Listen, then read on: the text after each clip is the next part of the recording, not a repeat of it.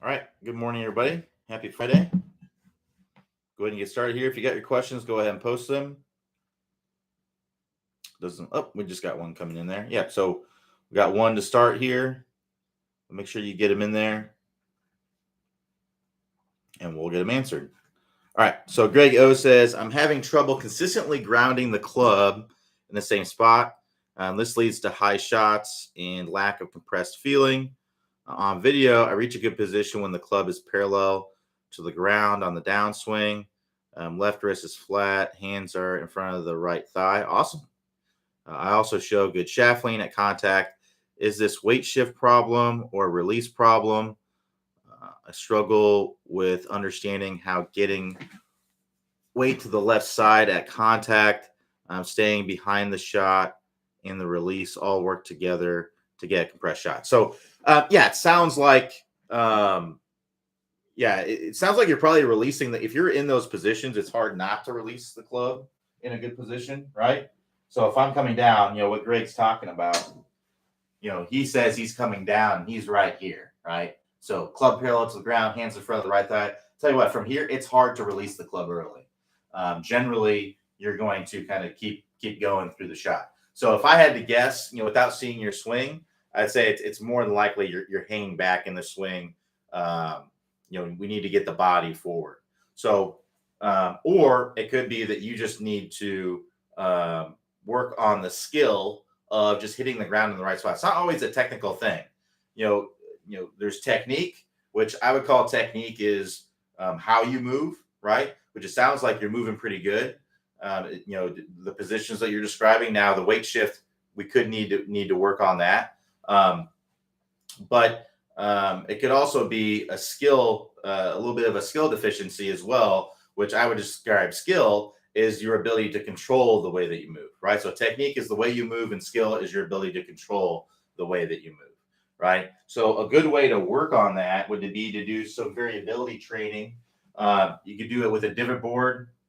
If you're someone who struggles with ground contact, the divot board would be an awesome tool to help you with that. You don't have to have a divot board. You can do it with clipping tees out of the ground. But basically, a really good drill to help you with your skill. And we'll talk about the weight shift here in a moment as well. But a really good drill to help you out with the skill portion of it would be basically, with this divot board, you place the ball where this yellow dot is. And what I would do is I would practice intentionally hitting shots where you hit before the dot, right? So it's got these lines on here as well. So you can say, okay, to be successful, I would need the ground contact to start before this line, right? Or sorry, after these lines, and then before the ball. So basically, I would set up right here and say, okay, that would be successful, right? I got the divot to start basically right in the middle of that, right? And then I would do one where I would get to go in front, right? So I'd be just trying to change my intention to get it up here. So I'm going to set up right here, and then I'm going to try to get it more in front. So you can see I got the last little bit there. I got it in front. And then I would do one where I'm just trying to get it right in the dot, trying to get it right in the middle of the dot. And there you go. I got it just at the beginning of the dot there.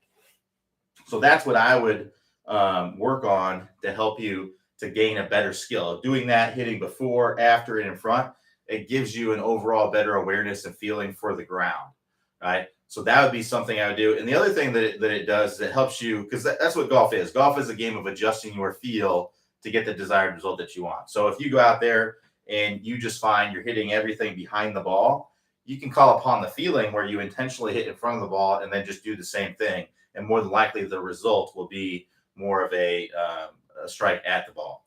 So the other thing that I would look at would be your compression line, right? Typically, when people struggle with getting good ground contact, it's this lead shoulder is too far angled away. So you may be here, but you're too far, and you may be too far angled away coming into the ball. So I'd focus on getting here, right? But having this lead shoulder more on top of your ankle, your lead ankle, so that way you can get that ground contact to happen more in front. So a drill that I like to do for that is just a preset drill where we exaggerate getting the body forward, right? So I would set up, get the body way forward, even, basically unweight this foot, get your lead shoulder out in front, and just get comfortable hitting some shots where your body's much more in front than where it needs to be. Really, really exaggerated. Hit some shots doing that. I'm telling you, it's going to be hard to chunk it or hit behind the golf ball when you do that. Once you get comfortable with that, then you just try to replicate that same feeling in a normal swing. And if you overdo it, just ease off of it. But I would try to overdo it, because a lot of times when people try to overdo things and exaggerate things, they do more closely what they're actually trying to do.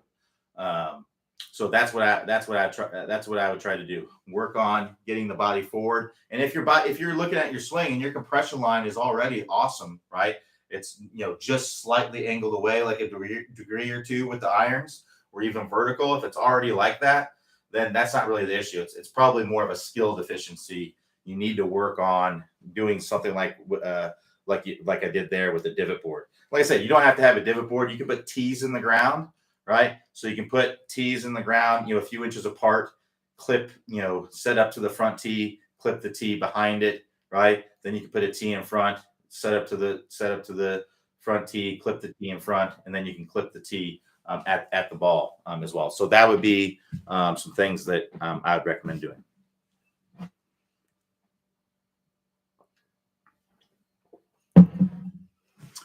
All right, so Doug J says, hit irons thin most of the time and out towards the toe a little. Yeah, so first of all, if you're hitting the ball off the toe, what I would do is I'd just change your intention to hitting it on the heel. If that's a tendency, right, then I would just try to hit the ball on the heel of the club. What will likely happen is those strikes will tend to be more in the center of the face. Now, a lot of people are hesitant to do that because they feel, well, I don't want to try to hit the ball off the heel all the time, but that's not what's going to happen, right? We're human, we're adaptable. Eventually, you're going to actually start hitting the ball on the heel. And at that point, you can ease off that feeling because you're essentially calibrated, right? You can go back to trying to hit it in the center of the face because your feel is matching the reality of what's happening. So that's first and foremost. If you're hitting thin shots, it's typically because poor low point control, right? So low point, if we want to think about it this way, our club comes down in an arc, right? You can think of the low point being where this tape is. That's the bottom of this arc, right? So to be really consistent for shots off the turf, right, what we want is the golf ball to be my fist here, and we want the low point of your swing to be in front of and slightly below the ball, right? In front of a few inches and then slightly below, like where you're getting into the turf. If that low point is happening here, right, where the low point's happening right where the golf ball is, you're going to tend to hit it thin, right? Because if you raise it, that's going to be more of a top or more of a blade, really, really thin. And if you lower that low point, it's just going to be a chunk. So a lot of times your best case scenario is to hit it thin. So that's what a lot of people do. So most likely this low point of your swing is at or even before the golf ball. Sometimes that happens. It gets before the golf ball and we miss the turf, right? And then we hit up in the ball a little bit. We need the low point of the swing to be down in front of the ball. So there's two things going on there. Typically two major issues that I see when people are having trouble with that. One would be that their spine angle, right, starts to get leaning toward the target at the top. And what that leads to a falling away in the downswing, right? And then that's going to make you tend to hit behind the golf ball, right? So that'd be number one. We want to make sure that we're in a good position so that way we can move into the ball in the downswing. And then that's the next piece. Some people get in a great position at the top, but then they kind of stay on their back foot, and then they tend to hit up on the ball, or that low point of the swing occurs at the golf ball. So we got to get a good shift into the lead side. So I know you're not chunking or topping. You say you're thinning, but thinning is just a close cousin of chunking and topping. You're very close to chunking and topping. You're just, for no pun intended, but you're kind of on thin ice as far as the chunking and topping. So that's what I would do is I'd work through our chunking and topping course and work on getting a good position at the top, and then work on getting a good weight shift into the lead side. Some great drills in there to help you to work on that. So go check that out. If you click the house icon at the top of the page, that will take you to the homepage. Scroll down the homepage, you'll see the 20 plus courses that are included with your membership. and then you'll see the stop chunking and topping course. Work through those drills, and you'll improve those thin shots. All right, so Dan says, yesterday I was talking about a strong grip, thumb at 3, but inconsistency with my drives, usually with strong draw of 30 yards, but sometimes get a hook, sometimes a push. Feel this is caused by leaving open or sometimes rolling over too much after impact. Then maybe it's from heel or toe hits. Thinking about trying to choke up more the driver to see if that helps. Any thoughts on these comments? Yeah, the face is just too closed from what it sounds like. So I would just try weaken the grip a little bit first. You're talking about, I assume you're talking about 3 o'clock when you say your thumb at 3, meaning it's kind of like that. That's pretty strong, right? So, if the club's really, really strong when you're coming down, and it's too closed, then that can lead to the hooks or the overdraws or the strong draw. So I would just, use a weaker grip and see if that gets rid of those, because that's going to get the face less closed. Not a weak grip, but just not as strong as what you're doing. Maybe try to go to like 2:30 or 2 o'clock and see if that tones down the hooks and the overdraws. And it could be possibly strikes, because where you strike it on the face can greatly influence, the starting direction of the ball and then the curvature of the ball, the ball flight. So using foot powder spray and spraying it on the club face to see what's going on there, that'd be something I'd recommend. This driver here, I took some foot powder spray to it, and you can clearly see where the strike is on the face, right? So that would be something else I would look at as well, so you can eliminate that, as a possible issue. You'll be able to find out. It's hard to know without, seeing some feedback or something like that. So that's what I'd recommend, is something like that. But the first thing I do is I just try to ease off on the strong grip. It's probably a little bit too strong and getting the face too close. All right. So Greg O says, this contact problem also seems to exist with chipping and pitching. Do the same drills for them as well. Well, for chipping and pitching, we're not making a full swing. So what?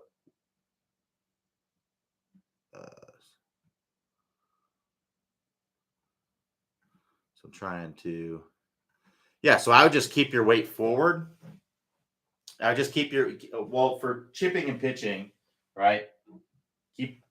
Have the feet close together. The reason why that's going to help is that if our feet are farther apart, we're going to tend to want to shift our weight, right? So if we have our feet closer together, we're going to stay more centered. So feet closer together, weight more on the lead side. And I would also make sure that you're coming in nice and shallow with these chips and pitches, that we're coming in, and this club can kind of brush the turf. Now, with longer pitches, there's too much speed there. It's going to typically dig into the turf a little bit. But for shorter pitch shots, you should be able to come in and just kind of brush the turf. Depending on, obviously, if it's very wet conditions, really tight, wet conditions, it's going to be difficult to keep it from doing that. But generally speaking, we should be able to come in very shallow and kind of sweep the ball off the turf. If you're really digging into the turf a lot, hitting down into the turf a lot, your margin for error becomes a lot less. So feet close together, favor the lead side, and keep it here. There's no need to shift our weight. We're not trying to create any kind of power. Keep it here, and then really feel like you're going inside to inside with the swing. What I mean by that is you bring the club inside, and then you bring it from the inside, right? If we're bringing it out here and then coming down steep, right, that's going to promote a steep angle of attack as well. And it's going to be harder to be consistent with those. So if we bring it inside, we can very easily brush the turf. And then if you're brushing the turf, it opens up your margin for error. You don't have to be so skillful with where you're hitting the ground. You can hit the ground a little bit behind the ball, a little bit before the ball, if you're coming up in more shallow with those chip shots. So I'd really practice, letting the body kind of move, right? A lot of people, when I see with the chip shots, they tend to only want to use their arms and their hands. They kind of go, I'm exaggerating, but they'll kind of go like this. If I do that, I'm picking the club up and I'm dropping it down. That might be okay for, if I need to come down steeply, if that's what I need to do. But if I'm for out of deep rough or something like that, for example. But if I'm in a normal lie, right, fairway lie, or even a light rough lie or something like that, I want to come in nice and shallow, so that way I can hit the ground in anywhere I want basically, and still be very consistent with that. So feet close together, weight forward, and come in nice and shallow, and you'll be able to more easily control those shots. So Mark Y says, my chipping in practice is really good from 9-iron and to sand wedge. The minute I get to the course is like I have never chipped before. I wasted 10 to 20 shots per round with nerve-laden chips. Any suggestions to calm the nerves over these shots? Well, I would maybe change up the way that you practice. So I would try to make your practice as much like the course as you can.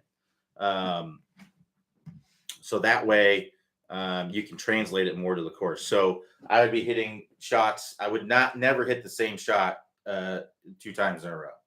Right now, if you completely flub one or something like that, completely chunk one, okay, try the shot again.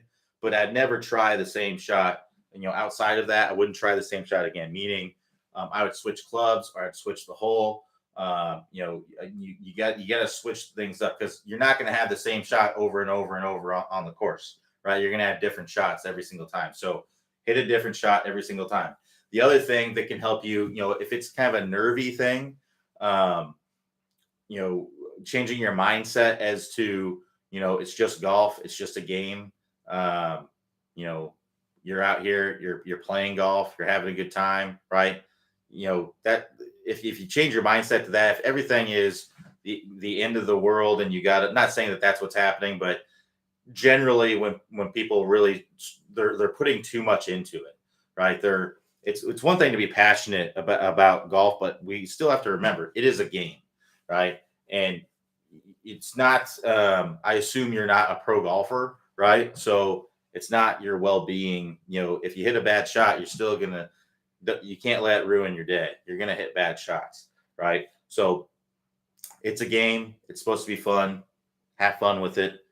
Have a better attitude with it. The other thing that I would say is, if you have some buddies, have chipping contests, right? Because if it's a competition on the course and you're not practicing in competition, right, then it's going to be harder to translate that. So if you have some buddies, have some chipping contests, play a chipping game, right?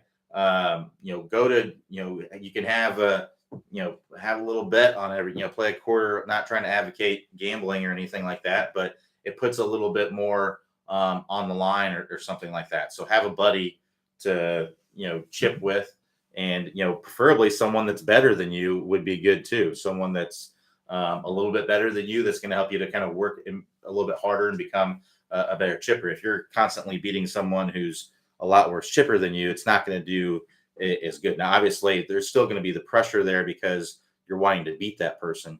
But the best case scenario would be to have someone who's a little bit better than you, that that you could have like a chipping contest with in your practice. But I would just try to make it as difficult as possible in your practice. If you don't have a way to make your practice, like let's say you don't have a buddy to chip around with or something like that, one way you can kind of put pressure on yourself is to, I actually just read this in a book of motivation to help with getting healthy and stuff like that, is to put something on the line for yourself, right? So you could say, if you don't do this, then you have to donate X amount of money to a charity that you do not like, or you don't support, right? So something like that. Not to get political, but maybe if a charity organization that supports some views that you don't necessarily believe in, or something like that, that could be some motivation and some pressure to help you do that, because you probably definitely don't want to do that. So betting yourself and then sticking to it, betting yourself to do something that you do not want to do and say, well, I have to do X if it could be as simple as push-ups. In college, that's what I had to do. If we didn't do a drill, if we didn't get a drill right, we had to do like 25 push-ups. Then we had to try again and get it right before we could leave. There were some days where I did like 100 push-ups, and before I could even go home. So those are all kind of things to help you, to motivate you and to put the pressure on you, because I'm sitting there over like, I don't want to do another 25 push-ups.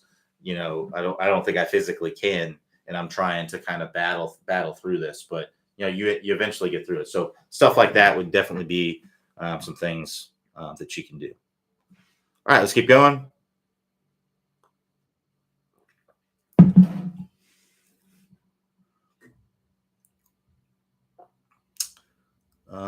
Where was that? That was Mark Y. All right. So Scott W says, what's the best approach to unlearn bad habits or muscle memory developed over many years of doing something the wrong way? Repetitively do the new habit, right? So here's the thing. You can never get rid of an old habit. You can only create new habits to overcome the old ones, right? So the best approach is to learn new habits, right? And you keep doing those until it becomes second nature, until you couldn't even, it would feel weird to do it the other way, right? So that's really what it is. It's just repetition of doing it the right way. And in fact, I would exaggerate even over the top. So for example, let's say you have a really bad habit of early releasing the club, right? So you come into contact and you just flip the crap out of it, right? And you just, you're trying to get rid of that habit. Well, it would be good to learn to basically not release the club at all. How would I hit the ball without releasing the club? Right, so I bring it here, and then I would turn through like that. I would learn to hit shots where I essentially don't release the club at all. That'd be the fastest way. And then you would get to where you could do that. And then eventually it's like, it would feel super weird to do that. It feels so weak and awkward and not the correct way. Right. So it just takes repetition and exaggerating the other end of the spectrum, to get that right. I think a lot of people are afraid to exaggerate things when it would actually be, we wouldn't actually want to hit shots. We wouldn't want to develop a pattern where we don't release the club at all, because it just wouldn't be very fast, right? We wouldn't have a lot of speed, and it would that's not very fast, right?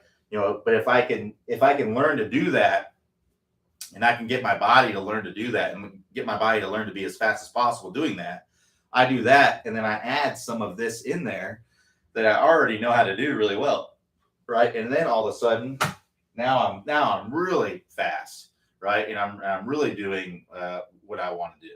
Whereas before, there was none of this happening, right? And it was just that, and it was, so don't be afraid to exaggerate things, because it's not like you're going to do 100 of these, right, where you're going like this and you're not releasing the club. It's not like you're going to do 100 of those and then all of a sudden you can't release the club anymore. No, you already know how to release the club. You need to learn how to not release the club, and then add the release in there once you've got that down. That's really what it takes to move it the fastest, right? Some people may work on something and they try to do it the exact way that they're trying to do. It just takes a lot longer to do that. It's definitely a method of doing it. It just takes so much longer. If you exaggerate something, it's going to move the needle more, and it's going to help your body, or whatever you're trying to do. It's going to help you to learn more, a better way to do it. So that's what I'd recommend. It just takes repetition. And one other thing to, just before we move on to the next one, is I think this is an important point. Everyone seems to overestimate what they can accomplish, like in one range session, one practice session, right? But everyone will seem to underestimate what they can accomplish over the long term, over a lot of sessions, right? So that's what you have to keep in mind. Try to get just try to progress every single day, even if it's just, 0.5%, or 0.1%. Just try to progress every day. And even some days you may even regress, right? It's just about trying to progress every single day. But if you do that, if you have all these micro improvements and you do that every day, you have a micro improvement every day, over time, that's going to add up to a macro improvement. It's like, you can think of it as like trying to lose weight, get healthier, right? You're not going to lose 10 pounds in one, in one gym session or one day where you're eating healthy, right? Or where you're eating in a calorie deficit. It's going to take consistency over time to get the results that you want, right? So that's really what it is. It's consistency over time of practicing it the right ways. Exaggerate it as much as you possibly can to get the needle moving the fastest, and eventually you're going to see the results. It may not feel like in the time that you're doing it, because that's the other thing too, is that a lot of times with my online students, I will show them, they may be feeling down in the dumps about their progress, and then I'll show them like, here's the first video you sent me. This is what you look like now. This is huge progress, right? It just doesn't necessarily feel like that because you're making little improvements the whole time. But once you realize, whoa, that's where I started, this is where I am now, right? I have made some big improvements. I just need to keep doing what I'm doing because it's working, right? So that's what it comes down to. So hope that helps, Scott. But let's keep going.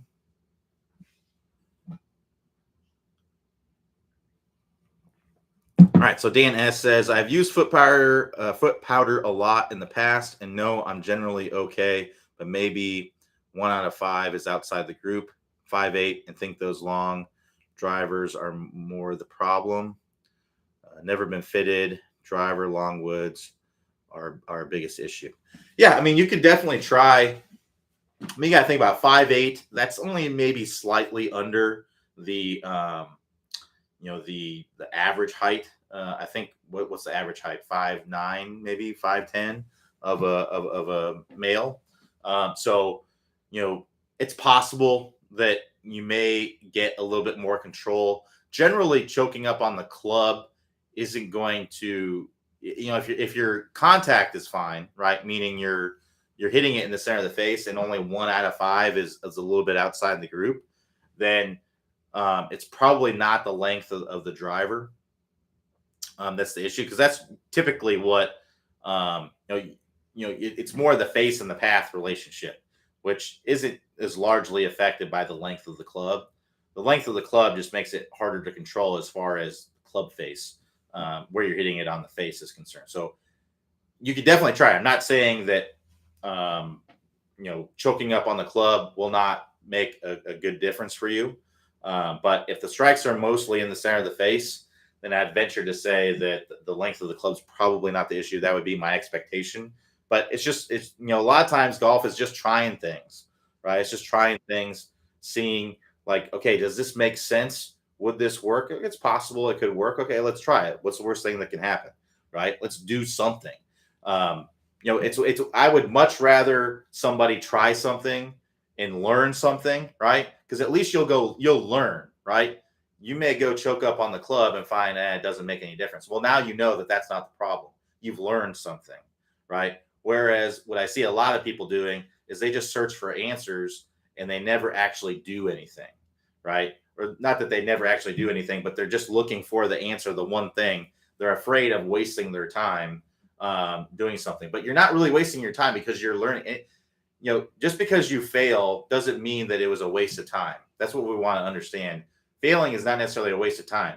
When you fail, you learn something, right? You learn that it doesn't work, right? So that's what you have to look at is, if you try something, it doesn't work, you learned that, okay, that doesn't work. Okay, what's the next thing I need to try or something like that? So that's kind of how, when I started playing golf, there was golf magazines and stuff like that. And I read some of them, but the way that I really learned the right ways to do things a lot of times was really by trying, learn by doing, by trying things. I tried all kinds of different stuff, and some of it worked and some of it didn't, right? Now, where I went wrong is that I didn't really keep track of what worked and what didn't. I just always was trying different stuff all the time. I should have written it down so that way, whenever I got lost, I could go back like, hey, this worked for me. I need to go back to doing that. I would just kind of keep trying stuff. So yeah, that's one thing I would definitely recommend doing is if you're trying, write down, keep a log of what you tried and what the results were with trying that. So that way, if you get lost along the way and you had something, you can go back to, hey, this is when I was playing really good golf. This is what I was working on. This is what I was thinking about. This is what I was doing. And then you can go back to that and do well. All right, so let's keep going. So Mark Wise says, love this advice. Thanks, no problem. Glad you enjoy it. All right, so David S says, I've been experimenting with a Tommy Fleetwood type of sawed-off follow-through. It seems to help me make better contact. Can you explain why that kind of follow-through can be helpful? Well, it's really a product of how you're coming through the ball, right? So basically, your hands and your arms are staying kind of longer through impact, and this club, it helps kind of get the club kind of lagging behind, right? So that's really what it is. It's essentially, it's kind of a punch shot, right? Your hands are staying long through contact, and that's where you kind of end up like that, right? So if your arms kind of stay long through contact and they're not kind of pulling in and releasing the club, you can generally hit more of a punchy kind of shot.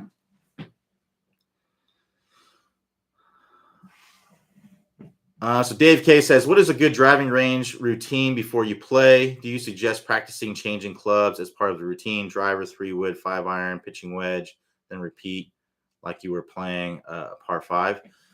Yeah, that could generally work. What I like to do is I start out with some wedge shots, some shorter, slower swings to get started, just to kind of get the blood flowing. So I'll hit some of those, then work up to full swing with the wedge. And then after that, I'll go to probably like an 8-iron, something like that, and hit some shots. And when I'm hitting shots, when I'm warming up, I'm trying to shape shots. So I'll try to hit a couple draws, a couple fades, maybe a couple straight ones, low, high. Just try to hit different trajectories just to get a feel for my swing. And then, after that, after about an 8-iron or a 9-iron, I'll go up to a longer iron, do the same thing. And then, shape some shots, high, low, draw, fade, that sort of thing. And then I'll go to, hybrid 3-wood driver, doing the same thing, right? And that's basically the routine. You can go back to hitting a wedge if you want, but the whole point of a warm up is to get you in the feel of your swing, right? It's not necessarily to practice how you play on the course; it's to get you warmed up and to get you ready to go play, right? So if you have a lot of time, sure, you can kind of play through the course in your mind, and like you can kind of think about, okay, what's the first tee shot? You can even just do the first tee shot and kind of end on that, so that we can just take it to the first hole. But you can kind of see, okay, first tee shot. I know for me, the course that I play quite often, it's a dog leg to the left. There's a bunker to the right. There's OB left. So generally, you'd want to hit a draw that starts at the bunker and then works to the left of the bunker. So I'm seeing all that in front of me. I'm going to work through my routine, and then I might go through a couple of those, so that way I'm ready for the first tee. But really, it's to get you warmed up, get the blood flowing, get you a feel for your swing, so that way okay, I'm struggling with, right now I'm struggling to get the ball to turn over a little bit, maybe to draw, or maybe I'm struggling with the fade. So that way you can take that to the course, and you can realize, okay, maybe that's not the best shot for me right now because I struggled with that on the range. Or maybe if I'm going to do the shot, I really need to exaggerate it a little bit more to get it to do what I want it to do. Right. So that's kind of what it is. You're just trying to get warmed up, get yourself ready to play. You're not trying to wear yourself out necessarily by hitting a ton of shots. Right. You're just trying to get yourself warmed up, get you ready to play, get you primed up, ready to play. But I do like, maybe kind of playing through the first hole. That wouldn't be the worst idea for sure. So Blue Note says, can you discuss recentering just before transition? There are times I do this, feels like back to target and hit and compress it great, but it never lasts. I got you. So basically, what we're talking about here is when you start your backswing, there's going to be a move into your trail side, right? Sometimes there is a little bit of lateral movement. We don't want to see a lot. Like we don't want to really slide the hips. But if there's, an inch of lateral movement, that's completely fine. But basically, by the time you get about right here, about halfway back in the backswing, so hands roughly about waist level, that's as far to your trail side as you're going to be, right? So from there, you're essentially starting to move to your lead side. And if you were to draw a line on the outside of my hip here, right, in the very beginning, I might move into that line a little bit. And then by the time I'm here, I'm essentially going to be on that line. And then from there, I'm actually going to create some separation between my hip and that line. And that's what that recentering is, right? I moved off the ball. Now I'm recentering. And what that's going to do is that's going to allow me to get into my lead side. So that way I can push into the ground and turn through the shot, right? And that's why you compress some shots, because you're getting your body forward better. And you're also getting yourself into a position to be able to push into the ground and sequence properly, right? So great drills to work on this would be the step drill, right? The step drill is a really good one. The step drill is where we start with our feet together and we swing the club back. And as we're swinging the club back, we're moving our body forward. It's kind of an exaggeration of that recentering move that you're wanting to do. So that would be a great drill to work on that. Another drill would be where we go here and we pause, right? And then we continue the backswing and we recenter. So that way you're feeling, okay, this is the point where I'm actually starting to move to my lead side. So I move into my trail side, I pause, then I continue my backswing, I recenter and push into the ground and turn through. And then you work toward taking the pause out of there, minimizing the pause, then taking it out of there to have a fluid swing.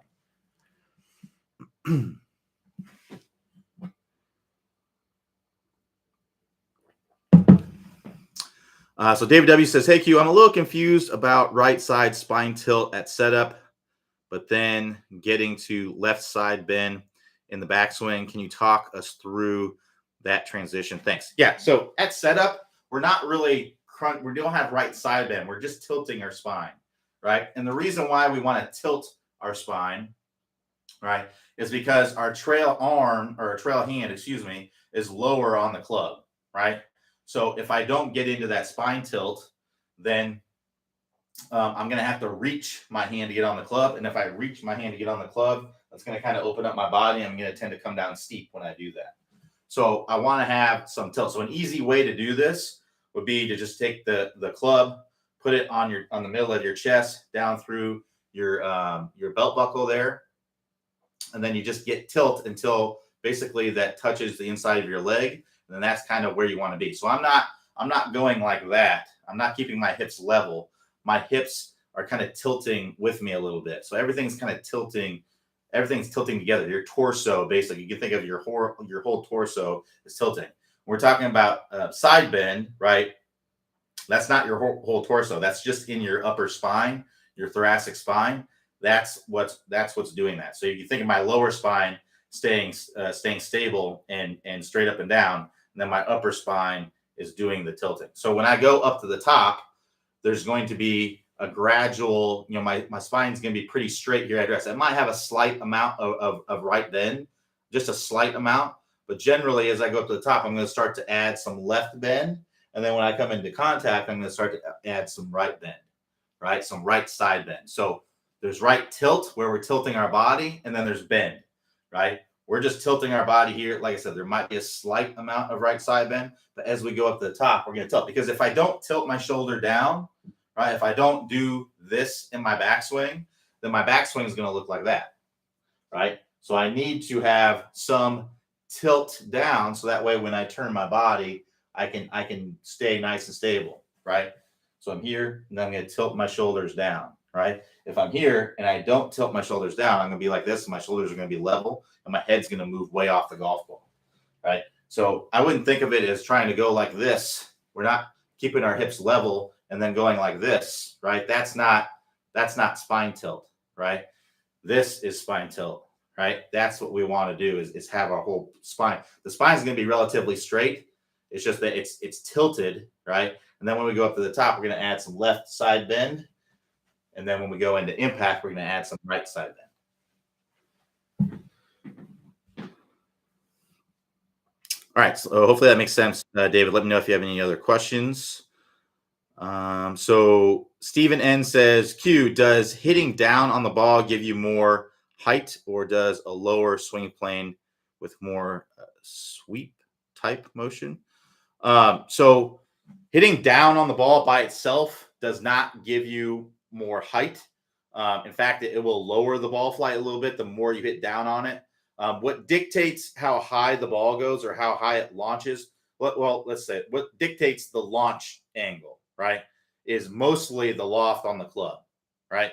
So if I made the exact same swing with all my clubs, the clubs with more loft will launch higher, right? My 56 degree is going to launch higher than my 9-iron, right? Because if I make the exact same swing with it, right, no matter how much I'm hitting down on it, if I keep the down angle the same, but the how you're hitting down on it, that can also influence the launch angle. It's mostly the loft of the club that you're hitting it with at impact, but the downward angle of attack or the angle of attack can also dictate it. So I've hit down on it. It's about 15-20%, what can change, as far as the launch angle. But the launch angle is going to be mostly influenced by the dynamic loft or the loft that you're presenting to the golf ball at impact. So if you sweep the ball, that's going to be more of a level angle of attack. It will go higher, but you don't generally want to do that for full swing shots because you're just going to tend to hit the ball thin when you do that. So we generally want to take a divot. So that way we're not hitting as many thin shots. You're gonna have more margin of error if you're hitting down on it a little bit. Now, one other thing that will make the ball go higher is speed, right? So if I launch the ball on this angle, right, and let's say that this is the ground, right, this is the horizon, then this is the launch angle. Well, if I launch a ball at a certain speed, maybe it'll only get up to about this high and then come down, right? But if I launch it at the same angle but with more speed, right, then it'll keep climbing up in the air and it'll go higher. Then it'll start coming out of the sky. So if you're struggling with hitting the ball higher, and you're wanting to hit the ball higher, I wouldn't necessarily try to sweep the ball instead of hitting down on the ball. Because the other thing to consider is when you sweep the ball, like I said, you're going to tend to hit it thin. And when you hit it thin, you'll hit it lower, right? So, and that's because we're hitting it on the lower part of the face. And when you hit the lower part of the face, when you hit it thin, the face will twist down and it will de-loft it more. So sometimes hitting down on the ball will make it go up because it'll get those strikes more in the center of the face, which is going to be more solid and will also launch higher, right? So like I said, I wouldn't be trying to necessarily sweep the ball on your full swings to make the ball go higher. I would still try to hit down on those, but I would try to hit it with more speed to get it to go higher. Now, if you want to work on more club head speed, I'd highly recommend our 20-minute distance fix. That's all about gaining club head speed. Lots of our members are gaining some awesome speed from that course. So check it out. Click the instruction tab, then click the 20-minute distance fix to get started on those drills. One other thing would be, if you already have a ton of club head speed and you want to hit the ball higher, right, then you may have too much shaft length. Now, this is fairly rare, but you may want to work on kind of releasing the club a little bit more, maybe standing a little bit taller, letting the club release to get the ball to go higher. But we'd still want to hit down on the ball to be able to be more consistent with our strikes, get those strikes more in the center of the face. If you try to sweep the ball, like I said, it's going to be thin. You're going to tend to hit it lower when you hit it thin, obviously, and not as solid as well. All right, let's keep going. So Scott W says, how much of maintaining lag is holding it with your hands versus the club lags because of the centrifugal force of the swing? So how active should your hands be in maintaining and releasing the lag? I would try to feel like your hands aren't really active at all. I would try to feel like your body kind of creates the lag with the change of direction, and then the rotation of your body kind of releases out in front. That's really what the tour players do. Now, if you're someone who releases the club early, that means that you're probably not moving you're not letting your hands be soft, and you're not letting your body kind of dictate the tracking of the club, right? And if that's the case, you may need to work on basically trying to feel like you're not releasing the club at all, so that way your body learns how to rotate better, right? So what that means is, hitting some shots where you turn back here with letting this club lag back, and then you turn through without letting it release, right? And you get better at that, and then you can start letting the hands be softer. So when your body learns how to turn, and then we can mix those two together and get the release. So generally, the hands are not making you hold anything. We don't necessarily want to hold anything in the finished product of the swing, but you may want to feel like that's happening in your practice, so that way your body can learn how to turn and move to get it to work correctly. David W says, got it. Thanks, no problem. All right, we got about 15 minutes left. If we got any more questions.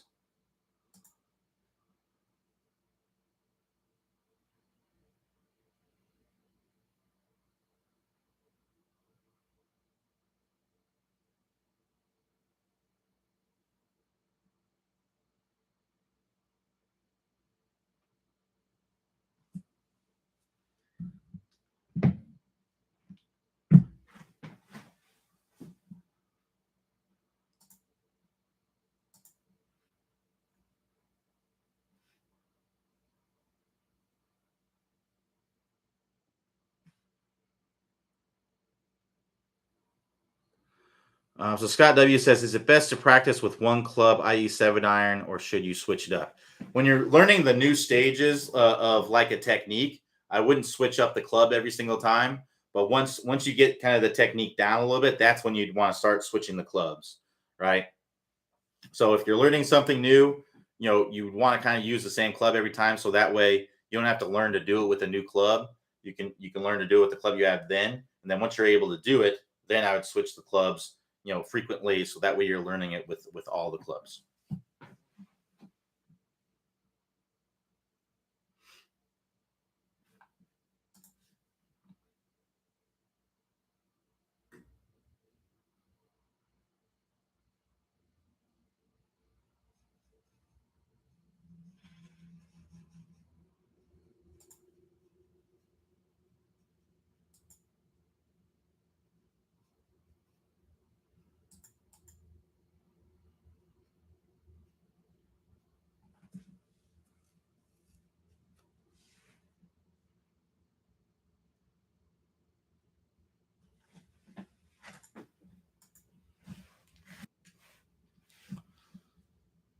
So Scott W says, you have lots of aids in your room. Any particular you would recommend for learning proper release and shallowing? For release, I like the Tor rotation stick. All right, so that's this one here that's connected on here. You can get them online. I don't have any affiliation with them, but you get them online. This attaches to the end of the stick. If you don't, these are kind of expensive. They're like $50. An alignment stick held up against the shaft does the same thing. It's just a little bit more convenient. It just connects to the club. There are other ones out there that connect to the club that are like cheaper, like $20. But they don't. I don't think they don't stay on very good. This one, I mean, it's clamped to the end of the club. It's not moving around anywhere. Whereas the other ones that I've tried, they move around a lot, and I would just rather hold the stick onto the club to keep it from moving around. So for me, it's this or holding a stick against the club. The reason why this is effective is we can hit shots where it's giving you instant feedback on whether you are releasing the club too early, right? We'd want to keep the stick from touching you all the way through. So that's one I like.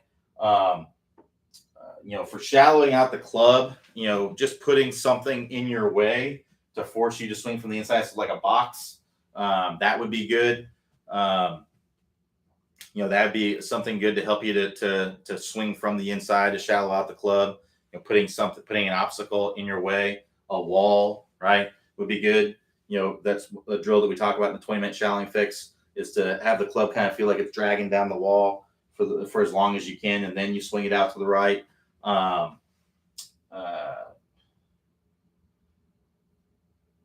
And then I'm trying to think of anything else. The precision impact is good for the release, right? Precision. I don't have one in here, but we talk about that on the website. If you search precision impact on the website, you can find what I'm talking about. So that one, it kind of holds your wrist in this position and it helps you to learn what your body needs to do. It's, I do like it, but there's what we have to understand about training aids like the precision impact is there's nothing magical about it that's going to make you suddenly learn your wrist suddenly learn how to stay bent back. So when you take it off, you basically have to pretend like you're still wearing it and try to feel like you're keeping that wrist bent back and you're moving your body through. But it can help you for your body to learn what it needs to do to swing when your wrist is in that position. Like I said, when you take it off, you still have to do that. It's not like you're suddenly going to know how to do that when you take it off. You still don't know how to do that. So if you still do this, you're going to just do what you did before, right? So you have to still feel like you're keeping that bent back and you're moving your body through. So those are kind of the main ones I would say that I would do. It doesn't have to be any kind of crazy training aid. It can really, a lot of the things are very simple. The things that cost money that I would definitely recommend would be something like a PRGR. That's not for shallowing, but that definitely helps with, training your club head speed, things like that.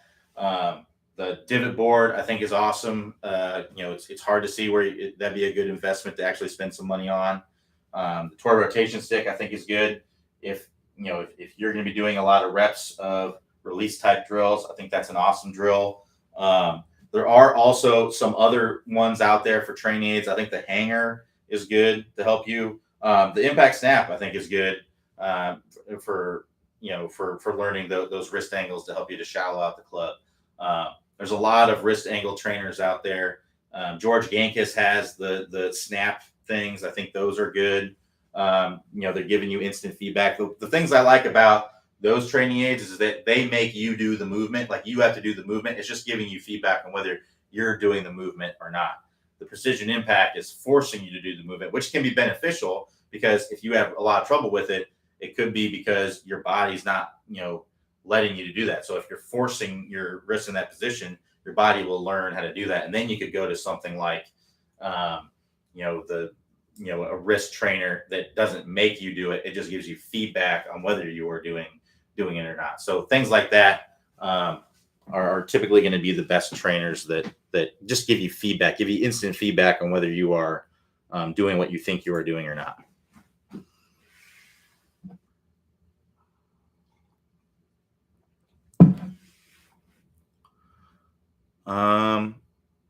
So Stephen N says, Q, should you be purposely releasing your wrist at contact?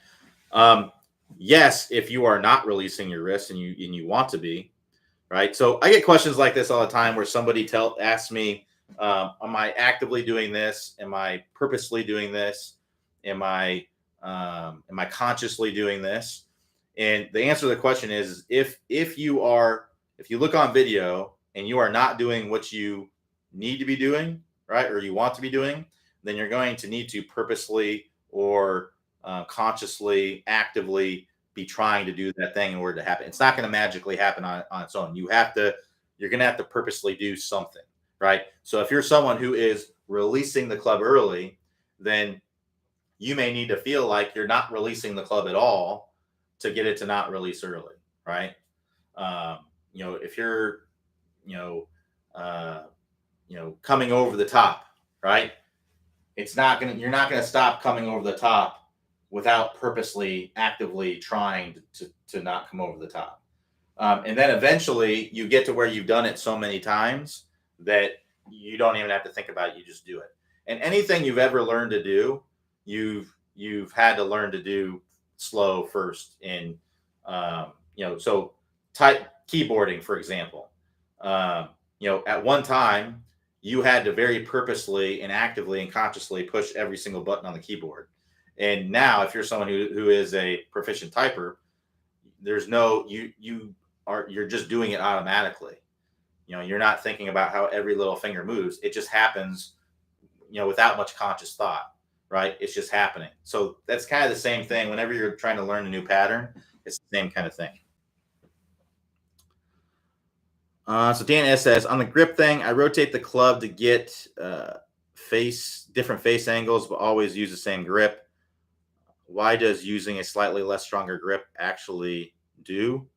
Doesn't the face angle count more? Well, that adjusts the face angle, right? If I make the exact same swing, if I make the exact same movement and swing, my wrists move the same way, but then I just have a stronger grip. Well, look, it changes the face angle. So that's why I'm saying if you're making the swing and it's too closed, it's consistently too closed, so weakening the grip would get the face less closed, right? So that's why I was saying I would recommend that. So David W says, "Hey Q, I've always struggled with taking a divot. I think it's from chunking when I was learning. Occasionally bruise the grass, but I pick a lot, which occasionally results in a thin shot. Is there a drill to unlearn and retrain my brain?" I'd recommend going to the stop chunking and topping section, because that's your low point is in the wrong place. It says I skipped your question. I just answered your question on the grip thing. Yeah, it didn't look like I skipped it. But anyway, going back to David's question. Yeah, so the low point of your swing is essentially occurring at the ball or before the ball. So basically what that means is your best case scenario is that to pick it off the grass. Because if you were to hit the turf at all, or get into the turf very much, you would hit behind the ball, right? So if you think of my, if my fist is the golf ball, right? This is the low point of your swing right here, where the sticker is, right? This is kind of what you're doing right now, or maybe something like that, right? So if you were to actually get into the turf, well, look, I'd be hitting the ground back here, right? So what we need to do is we need to move the low point forward and then below the ball a little bit, right? And the way to do that is making sure that we're in a good place at the top, behind the ball, right? And then we can move into the ball. If we're behind the ball, we're in front of the ball at the top, we're going to tend to fall away. And if we're not moving into the ball when we're coming down, then we're going to tend to hit the ground behind the ball. So that's why the stop chunking and topping course, some great drills in there to help you to get that working better. So to get to the stop chunking and topping course, click the house icon at the top of the page. That will take you to the homepage. Then scroll down the homepage. You'll see a list of all the courses there, and select the stop chunking and topping course.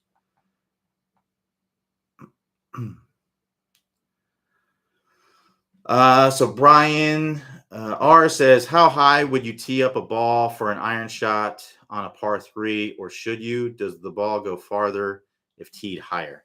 So basically, my rule of thumb on this is that you're just trying to give yourself a perfect lie, right? So, if you're teeing the ball up, I would just imagine, when you're giving yourself a perfect lie, imagine the perfect lie the lie that you wish you had in the fairway every single time, right?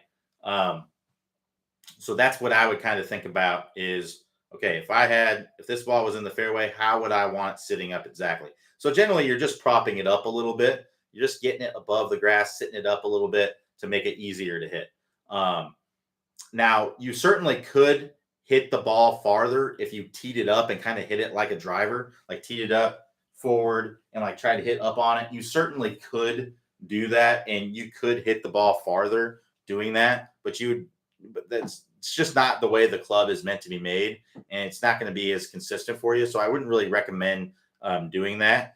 I would recommend teeing it up just like it was a perfect lie in the fairway, and just hit it. And generally, if you tee the ball up like it's a perfect lie, you're going to hit it farther, because if you're hitting it out of a perfect lie, you're going to tend to hit it farther than if you had a little not the best lie, right? So that's another reason why it might go a little bit farther. Generally gets the strike a little bit higher on the face, more in the center. You're less likely to hit it thin or top it or something like that. So yeah, just tee it up a little bit to get it off the grass, just a small amount. So that way it's kind of almost like it's sitting up in the grass, and then you can more easily hit it.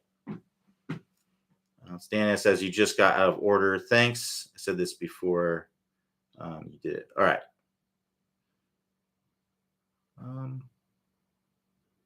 Pretty sure I was in order, but no worries. Sounds good.